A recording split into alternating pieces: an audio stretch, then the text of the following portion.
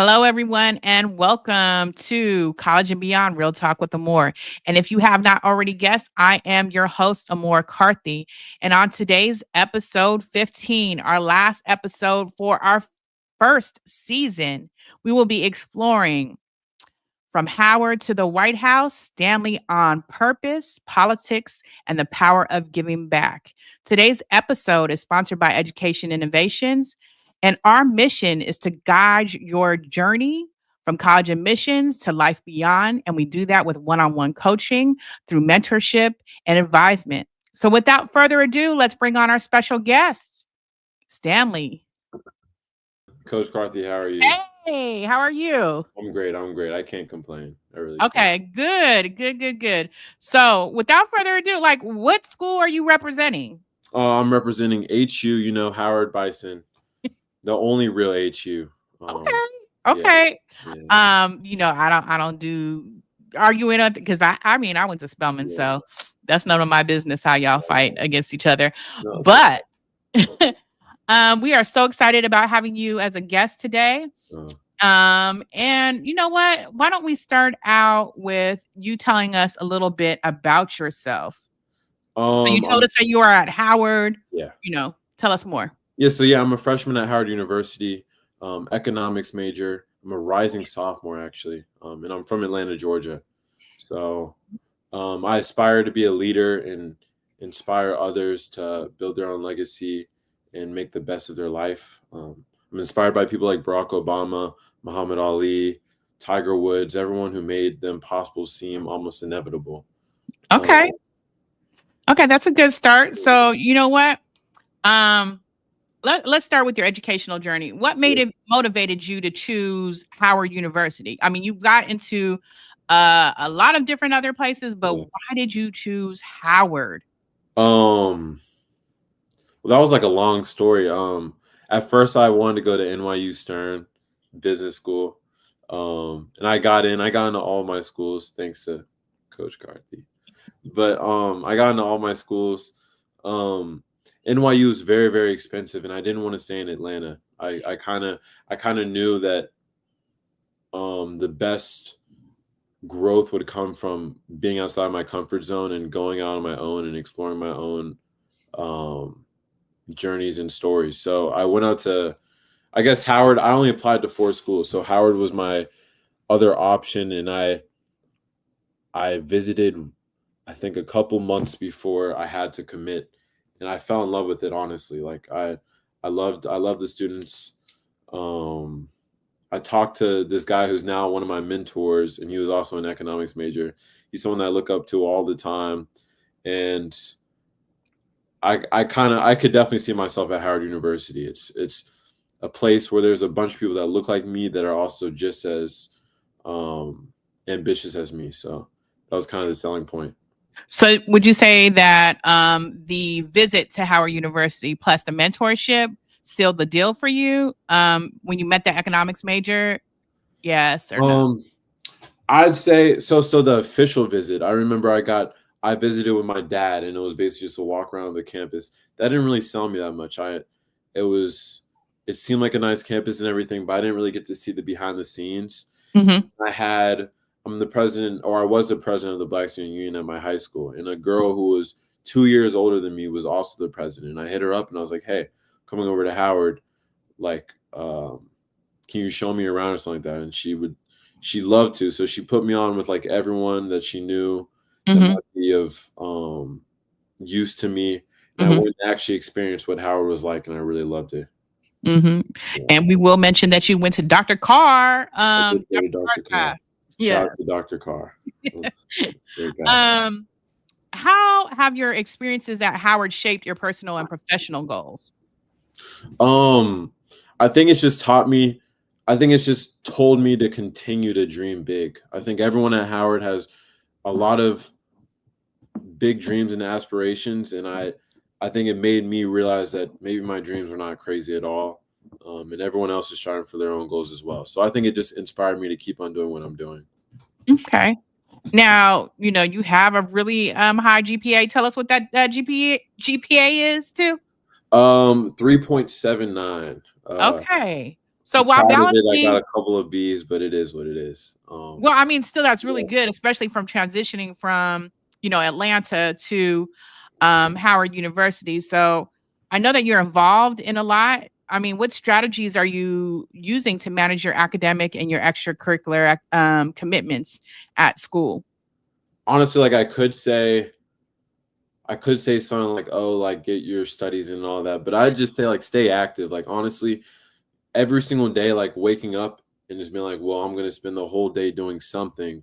It kind of gets me to that point of, well, at some point I'm gonna do my homework, some point I'm gonna study something. And if I get to spend the rest of the day with my friends or work out, then it's fine. But as long as I'm just staying up and not wasting away the day, I think most work gets done. Okay. Yeah. You have family influence and inspiration. Yeah. Your grandfather, Stanley Scott, because you're Stanley Scott III, Yeah. served two presidents as director of communications and director of domestic affairs. How has his legacy influenced your aspirations and choices?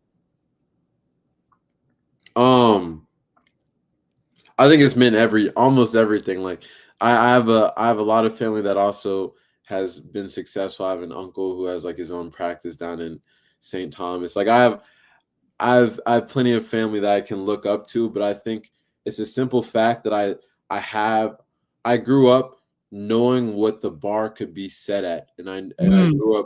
I grew up knowing that you could actually like achieve whatever you wanted, no matter what your skin color was, no matter where you grew up. I know my grandfather didn't grow up with like a father or a mother. Like he basically got Mm. like adopted by his grandparents. Oh, Um, so yeah, like honestly, you can come from any point and make it to anywhere that you want as long as you know what you want and you keep on going at it. So okay.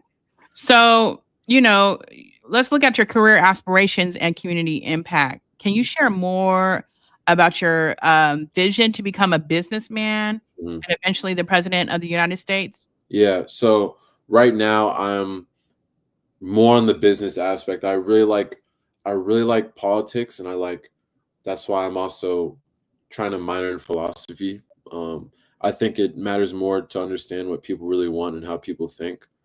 Um, but right now, I'm focusing on the business aspect. I really want to understand how to manage finances, how to tell someone else how to become financially free, because I think that's the first step of, I guess, So let me ask you a living question. your life. Wait, Yeah, I'm gonna interrupt real quick. You said I yeah. want to tell somebody else how to become financially. Do you tell people or are you trying to educate? What you trying to do? Yeah, no, no, I'm not saying like, oh, I'm gonna tell them their stocks or something like that, or like the stocks to choose, but like, I think a lot of w- becoming financially free just comes from understanding how to even just manage your finances, and that has nothing to do with like on the, oh, pick this stock to make this much money. It goes down to like, all right, well, this is how you manage whenever you get a check, like a biweekly check, or this is what you do to like have a good 401k, like just a bunch of different stuff that people can do to make sure that they're not like trapped in this rut of like being stressed under bills and stuff like that, because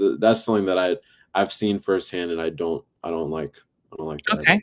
So you said financial freedom. Like, Financial freedom. what does that actually mean It when looking at means this? not being crushed under the weight of debt and expenses to the point to where you can focus on other parts of your life in order to have a successful life to your definition, I guess. Okay. So I don't probably think that you learned this, but I could be wrong. Do you understand Maslow's hierarchy of needs? Yes, yes.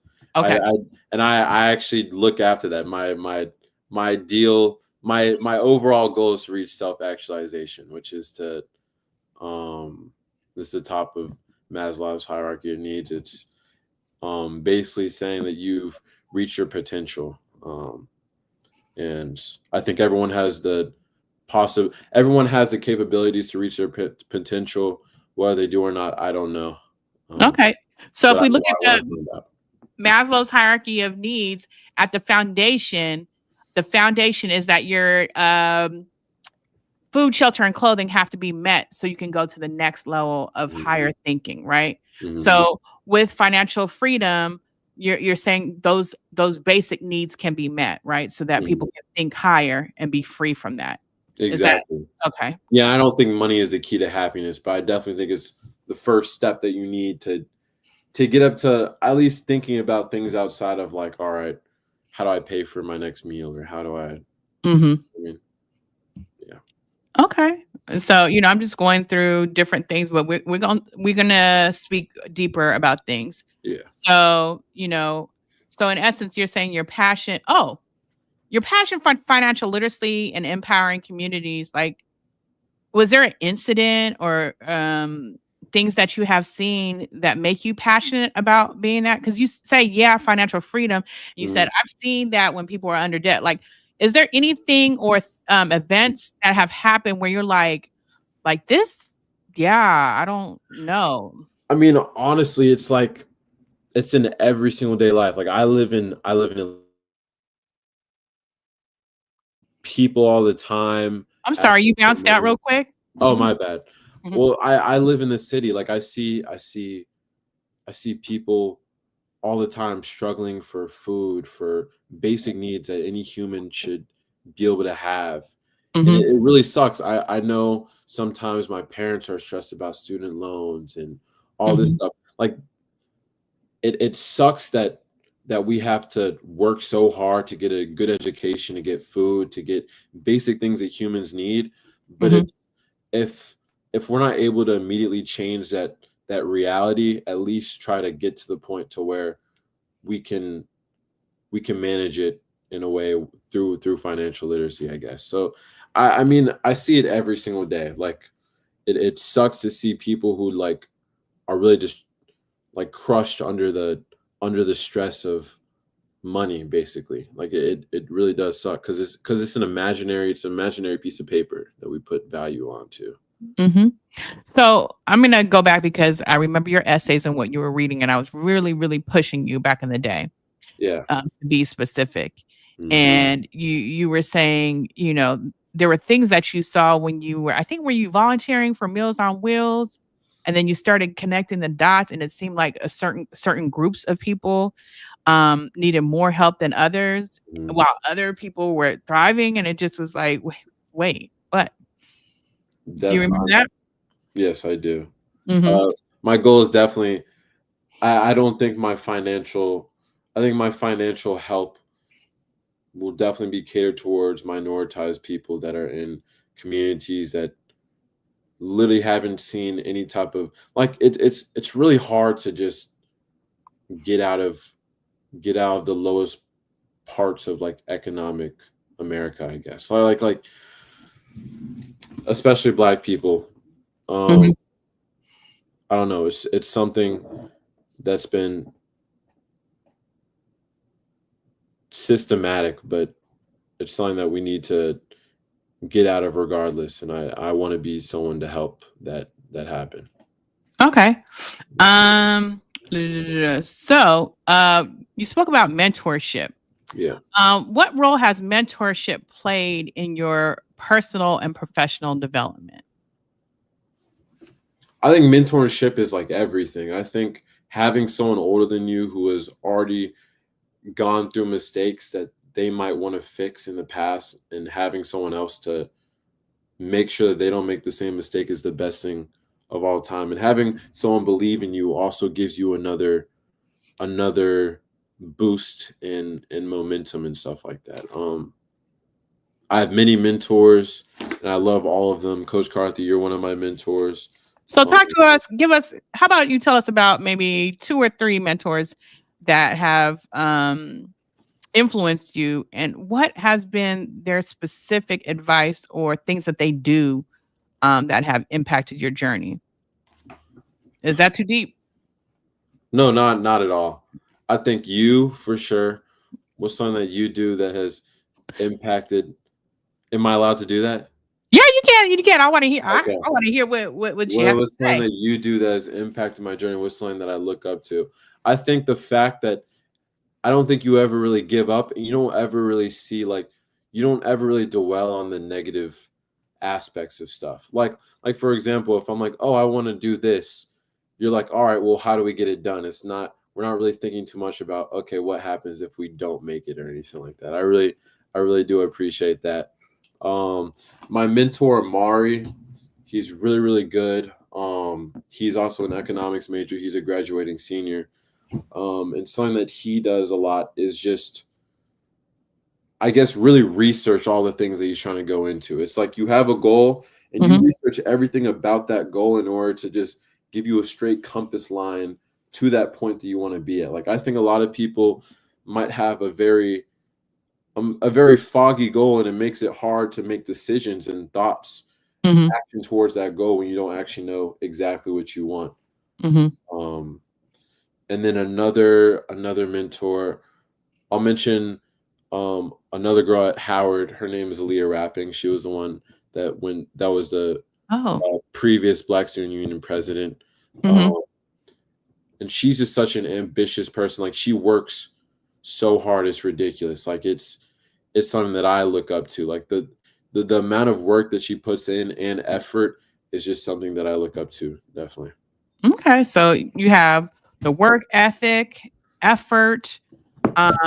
You have the research, somebody who researches, and then yes, that is always definitely me. You want something? Let's go get it. Yeah. You know what I Yeah. mean? Like, Yeah. Yeah. you gotta Exactly. go get it. So let's like pivot. One thing I forgot to actually ask you, Yeah. going back to some of your career aspirations. Now you are going to do an internship with the financial company in Atlanta, Yeah. right?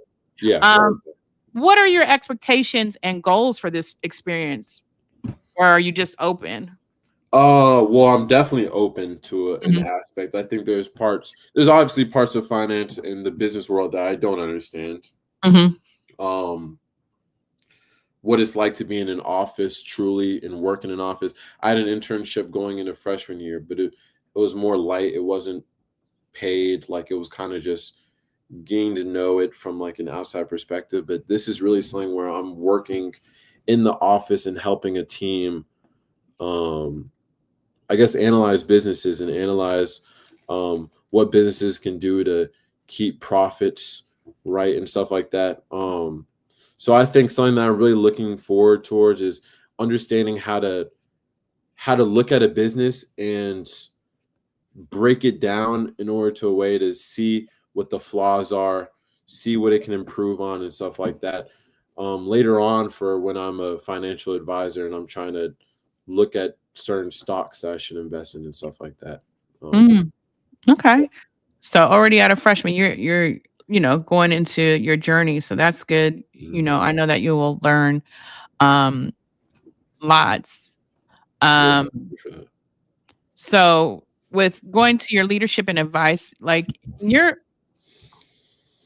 your view, what qualities make someone an effective leader? I think having a good vision and sticking to that vision. I read somewhere in a book, it was talking about a man, but a good leader in general makes a decision pretty fast and is slow to change it. But that decision has to be a good decision. Um, like someone who doesn't just pivot off of one thing to another. Um, I think being ambitious and being able to help everyone else around you to see what you're trying to see. Okay. And being someone to show, being someone who you can really like, if you don't understand what they're doing, they can show you themselves the best Oh, way. okay. So I think that's a little bit abstract. So I'm just going to just put it out there. Like who, and it doesn't have to be anyone famous. Uh-huh. But who do you believe is a good leader, and what things do they do um that's that help you say, like, that really is a good leader? What I believe is a good leader. Do you want me to give you an example? Yeah. All right. I believe, for example, my husband is an amazing leader. Hmm. I can't believe it. But I think what he does is he stays calm. He Hmm. listens. Um, and then he collaborates, but he looks at the overall effect of, if I do this decision or we do this decision as a company or a group, how will it impact everyone. Hmm. But I think that his ability to stay calm when everything is going crazy gives teams or whoever he's working with a sense of, okay, you know what I mean? Like he's methodically thinking things through, he's listening to us, and he's also giving us a voice. Um, I guess someone that's not famous in Hmm. another, I don't want to say abstract, but I guess like a thing about like the point guard on like the basketball court, Yeah. like someone who felicitates things that are going around, but and they have a clear vision of how to get to the basket. That's like a great thing, but someone who can also get points for themselves. Hmm. Yeah, but Um, knows the role of everyone else. okay. So I like that analogy because I don't Mm. know if I was a point guard and I played basketball.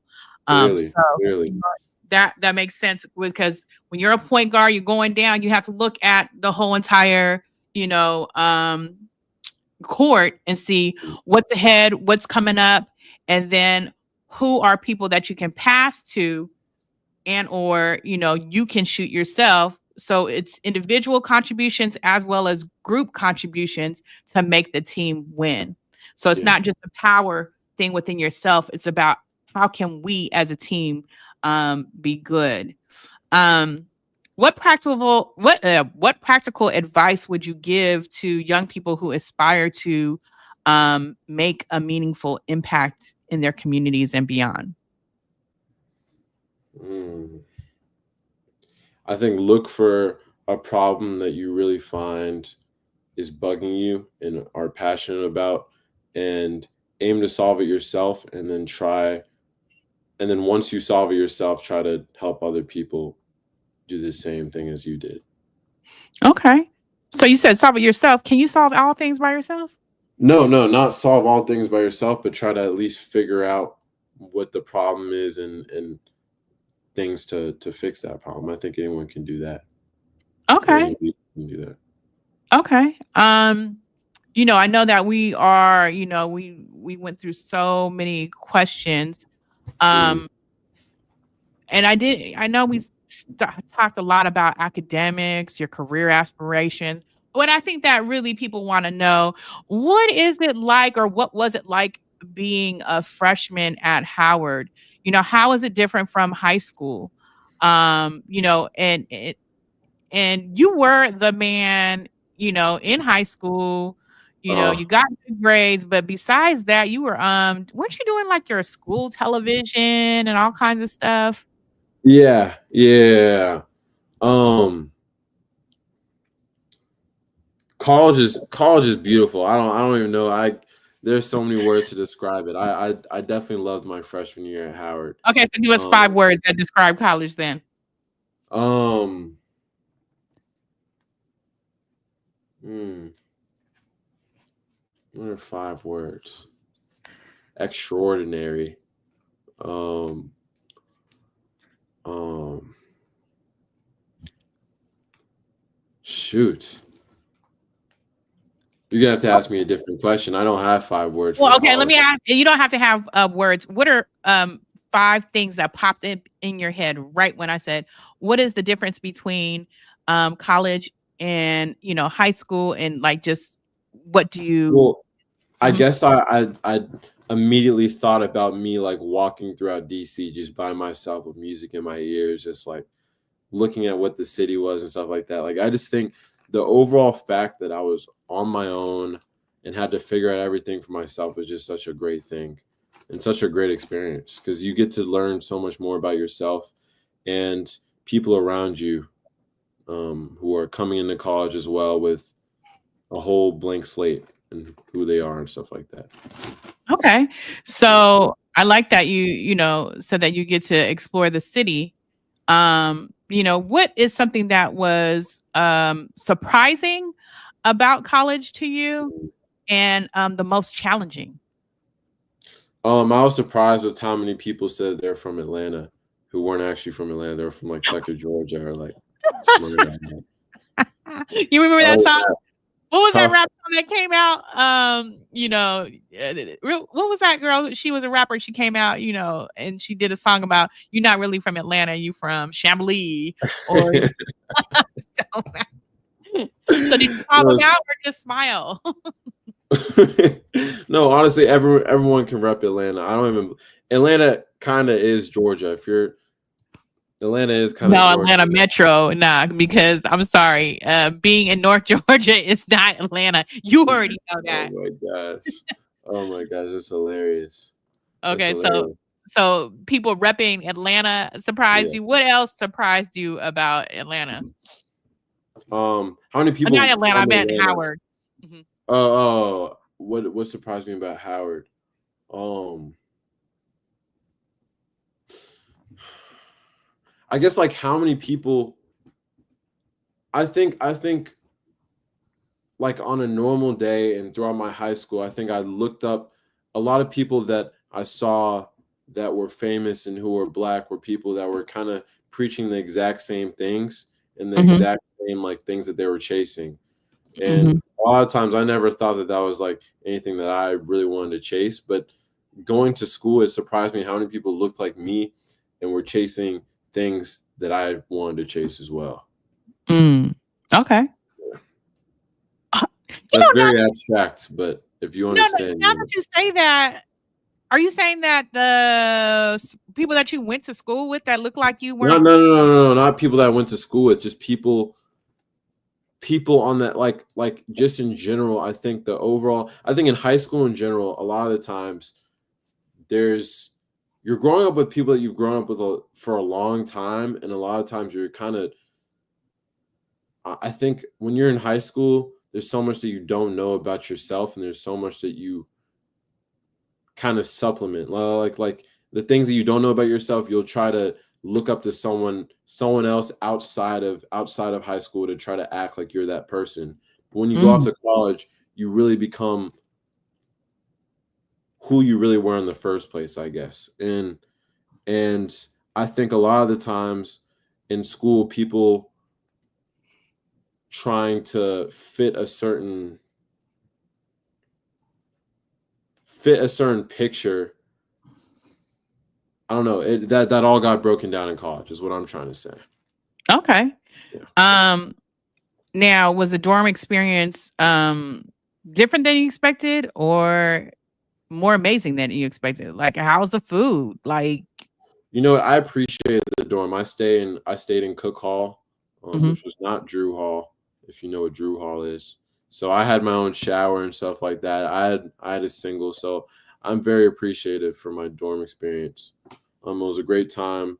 All the people on my floor were cool. All the people in my dorm were cool. A lot of people at Howard are very, very cool, but so yeah, is it a I co-ed dorm or an yeah, all-male yeah. dorm? All guys, all So guys. do you have visitation or are all the ladies can come 24 hours a day and We what? we we had visitation. We had visitation. When does it end Yeah. daily? I wanna Um, know. I never really thought about it. I guess like 12 o'clock for weekdays, and I think 2 a.m. for weekends. Okay, so that's not bad. Yeah, So you can still no, get stuff done if, um, still what get did stuff. you Yeah, we yeah, can what get did the you do study for fun? sessions and stuff like that. Yeah, What did you like do for study. fun? What did you do? Um, Hung out with my friends. Hung out with like literally. When I tell you, just in general, like I think my room is a place that I come home to be by myself and sleep.